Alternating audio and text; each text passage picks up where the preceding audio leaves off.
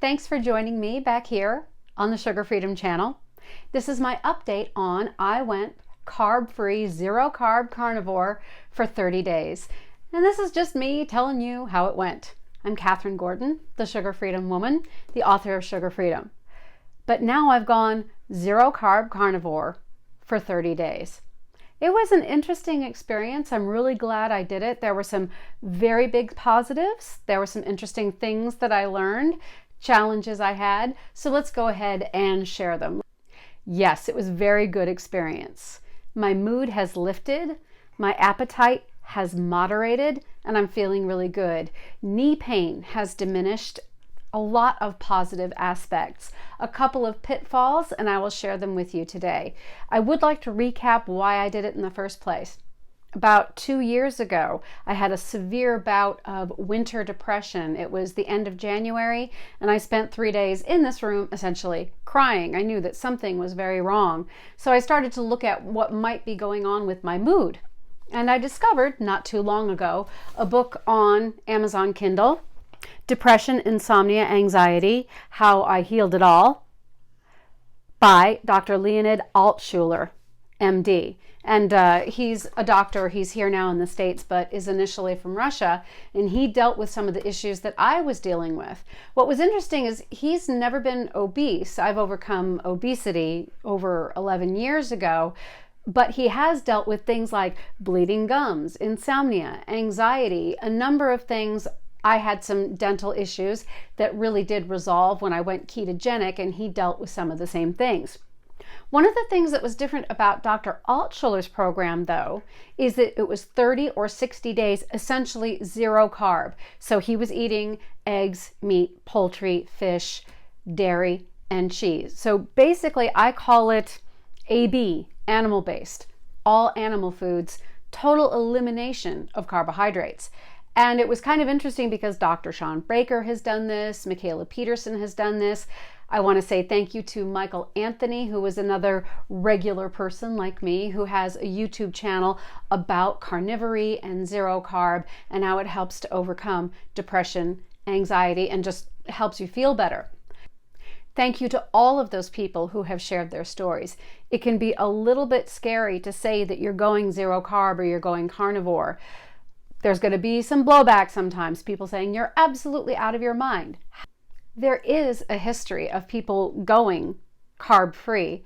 A number of books, Villemer and Stefansson have written a book about it. They did it back in the 20s when they were visiting and lived with the Inuit and basically ate the way they ate and didn't have any carbohydrates and were on a very meat-based diet. So it has happened before. And they were studied at Bellevue Hospital, and everything they ate, everything they didn't eat was recorded. I will say one of the things about what happened to them back in the 20s when this study was done is that they tried going high protein and low fat, and it didn't work very well, and it worked better when they added back fat. At any rate, let's go back to my 30-day experiment and a little bit more of the why that I did it. This book I'd like to show you right now, The Inflamed Mind, by Edward Bulmore, who is also a medical doctor and a psychiatrist in the UK. This talks about the effect of inflammation on the brain, and it is an amazing, in-depth, challenging book. I read the whole book twice, talking about what the problem is, inflammation in the brain. But what he really didn't have a handle on and doesn't write about in this book is, well, what is the solution? How do we stop inflammation in the brain? And I want to tell you a story that's in this book about something called the Remicade high.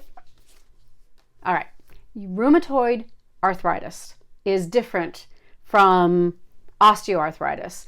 Rheumatoid arthritis is an inflammatory autoimmune disease. And one of the drugs that can ease the pain of rheumatoid arthritis is Remicade. And he writes in this book, The Inflamed Mind, about the Remicade high, about how the nurses would want to be on hand when people got their Remicade infusion because they would get this euphoria. They would feel fantastic, and they wanted to be there to experience these patients feeling so good.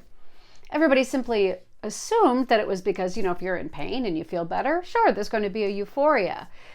But what I got from that was, wait a minute, that's a little bit like the keto euphoria or the Atkins high that happens about 3 days after you get off of sugar and carbohydrates. You cut the sugar, cut the grains, cut even the fruits, and after about 3 days on keto, you get this whoosh of energy. You start to feel fantastic.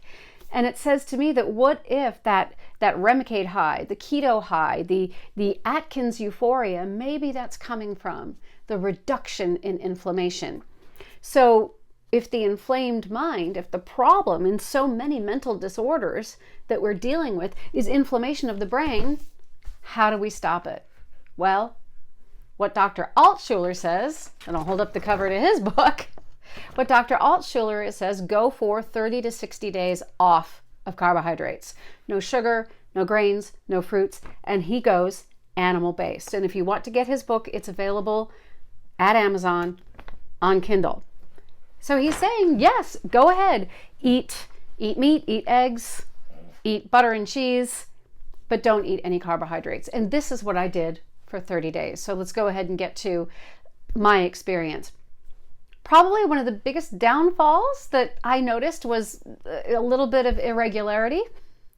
Sorry if this is too much information, but sometimes I was, let's just say if I ate too much fat, I had distress in one direction, and if I ate too much protein, I had distress in the other. So I moderated. If I wanted to, I'll just say it, if I wanted to loosen things up, I ate more fat, and if I wanted to firm things up, I ate more protein. I'm sorry if that's sharing too much. Very helpful though, correct? Oh, also, one of the things I don't want to forget to mention is that now that I have added some carbohydrates back in the form of above ground vegetables that don't have a lot of fiber, wow, I am feeling so good.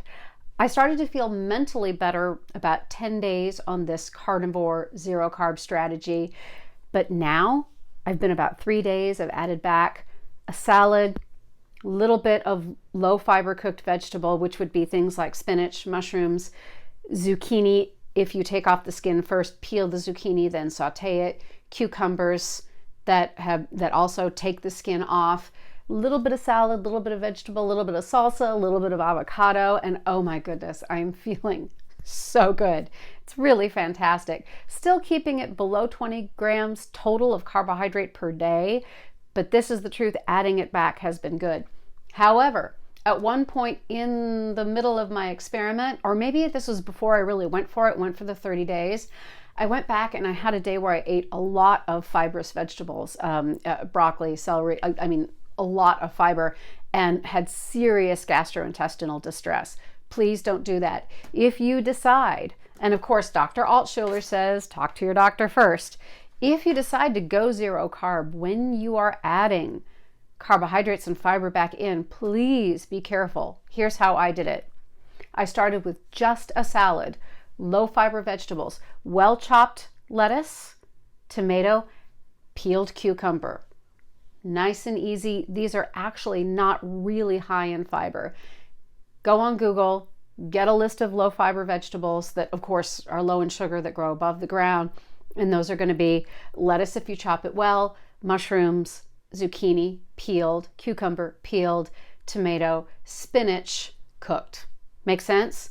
So that's nice and easy, adding back a salad, a little bit of cooked spinach and a little bit of cooked mushroom, added back some avocado yesterday, adding back some salsa today, one step at a time until I'm back to sugar freedom, which is available at sugarfreedom.com. And here I want to say thank you to everyone who has bought the program recently. It continues to work. I keep saying I'm going to go rewrite it, I'm going to redo it, I'm going to update it, but the darn thing still works. One thing that I do want to update though is this 20 grams of carbohydrate, 20 minutes of weightlifting, that this isn't in the program, and I find that incredibly effective. So if you're trying to manage your appetite and boost your mood, keep those total carbohydrates, don't subtract fiber grams, keep those total carbohydrates to 20 a day and see if that doesn't really boost your mood and make you feel good. Because you can get a lovely salad, a couple of servings of lower fiber, low sugar cooked vegetables easily within 20 grams of carbohydrate. Also some nice salsa, a a little bit of avocado. You can really eat wonderfully and well, although simply keeping it really low carb, eliminating any added sugar, and you can really enjoy your food and enjoy your life. So I think that that's what I'm going to go ahead and start to wrap this up with. Really effective pitfall was digestion. Adjust how much fat and protein you're having in order to keep that digestion working normally. When you do go back to carbohydrates, add them back slowly, add back low fiber first. And yes, it is true. I felt so much better. This zero carb, kind of AB keto, animal-based keto, it really did work for me. One other pitfall I had though was with processed cheeses. I would have some cheeses, cravings would come back, hunger would come back, swelling the next morning. So I really had to watch the cheeses. When I do add cheese back, because I might try it, about every 10 days, I'm going to go with higher quality, perhaps some raw cheeses. They have them at Nature's Whole Foods. Maybe some raw cheeses. They have them here locally, and I might try those. I got in trouble when I was getting like the pre-sliced cheeses, and I know some processing might be done with those that might be causing some inflammatory response. Bottom line, what I really want to leave everybody with is that the issue, and Dr. Bullmore talks about this, the issue is inflammation. And your goal is to, of course, get with your doctor, but your goal is to find your anti-inflammatory diet. Find your way of eating that reduces inflammation, that reduces cravings, that reduces depression, and makes you feel positive and happy and eager to do the good things in life. Because doing this program, I am back. I'm singing again. I'm tap dancing again. I am doing more weightlifting. I'm back in yoga class. So I know that it's good for me by what it makes me do. When I eat, when I took out all of the inflammatory foods, I started to do the things that I know that are the good and wholesome and fun things in life. There's that saying that comes from the Bible, you will know them by what they do. Well, it may be that when you get to your healthy, nutritious way of eating, you will know it by what you do. And that when you're eating well and you're eating wholesomely in an anti-inflammatory way, that this is when you start to do the things that you love to do, your relationships get better, your outlook gets better, and that's what I want for you. Thank you so much for watching and tuning into the Sugar Freedom channel. Please hit the like button and hit the share. There are other videos on this that talk about my journey, and I hope that you'll take a look at them and come back and continue to eat in a way that serves you and helps you to do good things. Thank you so much, everyone. Have a beautiful day.